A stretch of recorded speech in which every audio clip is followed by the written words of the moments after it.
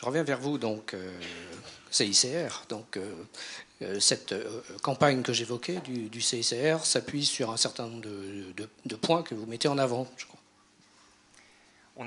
Ça fait longtemps qu'on tire sur les ambulances, ça fait longtemps que la santé est extrêmement, ou que l'acte d'évacuation, de soins, etc., dans un conflit armé est extrêmement sensible. Ça fait longtemps qu'il y a des crimes de guerre qui sont commis contre les hôpitaux. On se souvient de l'exemple terrible de Vukovar en novembre 91.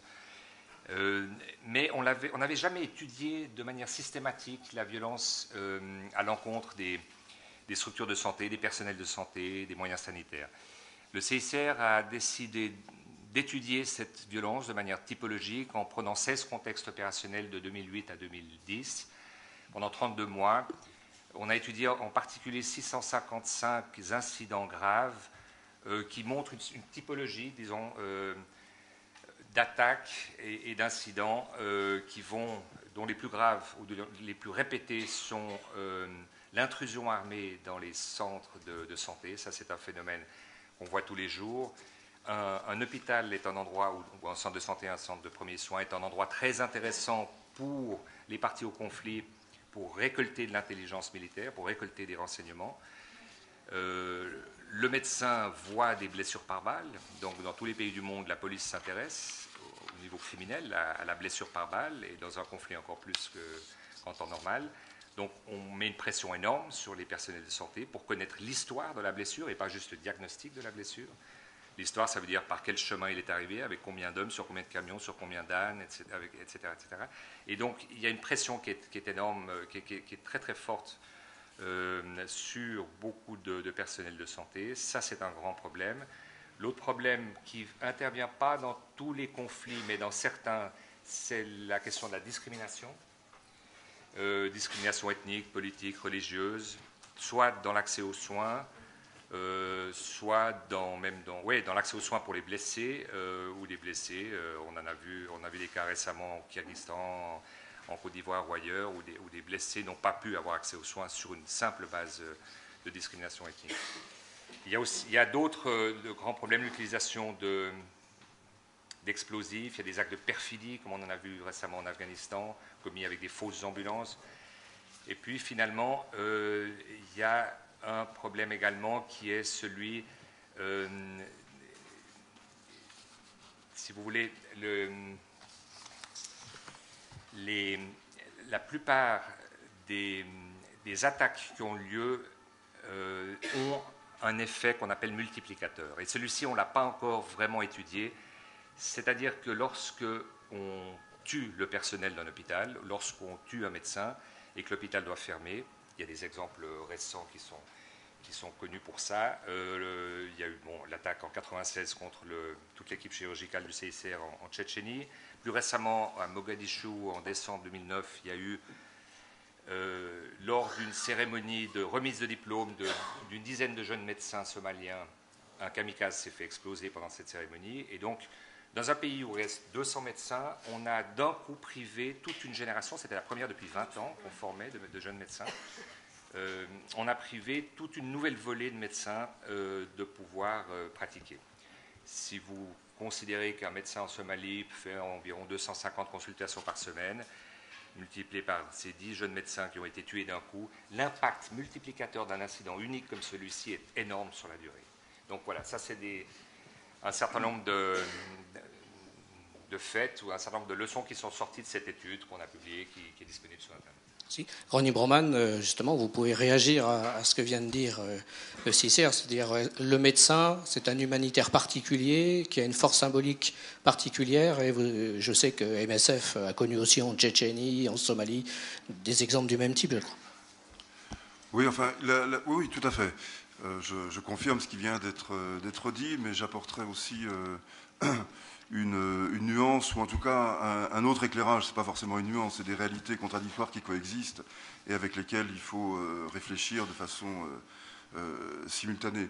Mais il y a en effet, dans les accidents ou dans les pertes humaines que l'on compte parmi les soignants, il y a, comme partout, les dommages collatéraux, c'est-à-dire les tueries, enfin les accidents non intentionnels, et puis il y a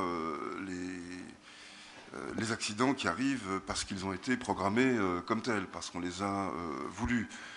Évidemment, les équipes médicales ne peuvent pas s'estimer indemnes de tout risque de guerre. Et il y a dans notre histoire à tous toutes sortes de moments où des gens ont été blessés, tués, pris en embuscade, parce qu'ils étaient au mauvais endroit, au mauvais moment, pas parce qu'on leur voulait particulièrement. Et d'ailleurs, une des difficultés des organisations humanitaires, quelle qu'elle soit devant ce genre de situation, c'est d'arriver à faire le tri, de savoir si on est pris pour cible, auquel cas il est très difficile de rester, ou bien si les dommages qu'on a subis font partie des risques assumés que l'on est prêt à courir dans ce genre de situation. Par ailleurs, j'ajouterais aussi qu'il y a un nombre significatif, c'est-à-dire pas de façon hasardeuse comme ça, mais de façon assez continue, des exemples qui attestent que la présence des médecins est ressentie comme importante par les belligérants. Et par exemple, à plusieurs reprises, on a pu constater que des attaques contre des organismes humanitaires menés par des milices, des groupes armés divers, épargnaient les structures médicales parce que les miliciens, les chefs miliciens considéraient qu'il était de leur intérêt de pouvoir recourir à ces structures, quelle que soit la raison, pour des raisons militaires ou des raisons civiles. Donc être un médecin en situation de conflit, c'est aussi, et c'est l'envers, mais c'est l'autre face de la pièce qu'exposait Paul-Henri Arny. Ça peut être une menace en soi parce qu'il s'agit de démoraliser, d'intimider, de terroriser en jouant sur des effets multiplicateurs ou des effets d'insécurité immédiate qui sont évidemment un avantage stratégique pour un camp. Mais c'est aussi le contraire, c'est aussi la possibilité d'épargner ce type de structure, d'action, parce qu'on compte bien que sa femme, son frère, son père, ses amis puissent y recourir et pas seulement le camp adverse. Donc il y a, je ne dirais pas un équilibre, mais disons un double aspect de cette question qu'il ne faut pas perdre de vue. Et j'insiste sur le fait que dans un certain nombre d'endroits, faire partie d'une équipe soignante humanitaire est plus une sécurité qu'une menace, ça doit rester aussi dans les esprits. Maintenant, je voudrais dire un mot pour embrayer sur ce qui a été déjà dit, sur ce qui a déjà été dit, et le reprendre sous un angle un peu différent, sur les conséquences des guerres. En gros, les conflits armés ont trois types de conséquences sur les problèmes de santé. Comme l'a dit Dominique, il y a un effet de destruction matérielle des structures de santé. Or, des équipes médicales qui n'ont plus les médicaments, les moyens matériels d'exercer leur métier, elles sont très dépourvues, voire incapables d'agir dans certains cas. Donc, ces destructions des structures de santé elles-mêmes, c'est un problème. Il y a la mise en danger du personnel, car ce sont généralement,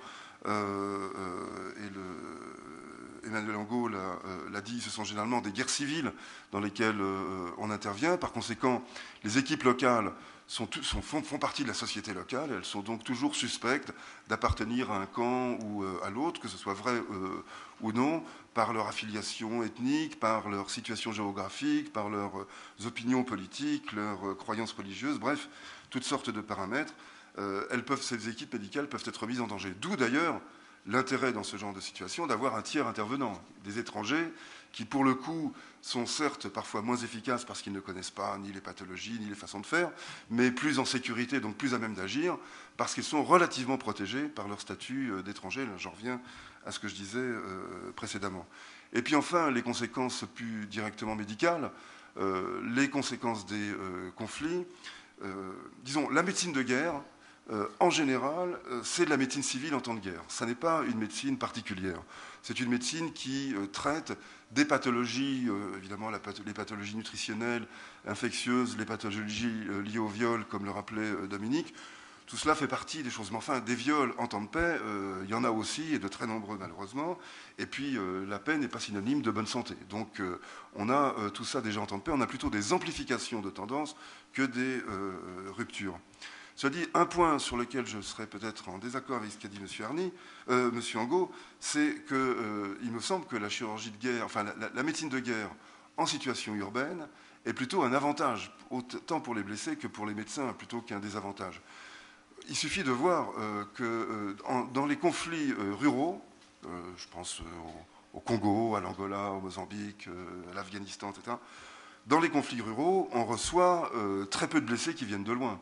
On reçoit d'ailleurs très peu de blessés. Finalement, la médecine que l'on pratique dans ces situations de conflit, c'est de la médecine tout court avec très peu de chirurgie. Tandis que quand on est en situation de conflit en zone urbaine, là, on fait beaucoup de chirurgie. La raison est évidente. Les populations sont beaucoup plus concentrées, les distances sont beaucoup plus brèves, et par conséquent, les blessés sont en plus grand nombre et arrivent plus vite, tandis qu'ils meurent en zone rurale. C'est pour ça que la médecine de guerre en zone rurale est plutôt de la médecine civile, tandis que la médecine de guerre en zone urbaine est plutôt de la chirurgie de guerre avec ces techniques particulières. Et puis, dernier point, là pour rejoindre ce qui a été dit, la caractéristique des guerres modernes, mais peut-être pas celle des guerres de ces dernières années, mais à mon avis celle des guerres du XXe siècle, c'est d'être des guerres civiles, en général. Pas simplement les guerres déclarées comme civiles, mais enfin, c'est un constat qu'ont fait les historiens dès la Première Guerre mondiale, et en fait, on pourrait même remonter un petit peu avant avec ce qu'on a appelé les guerres totales.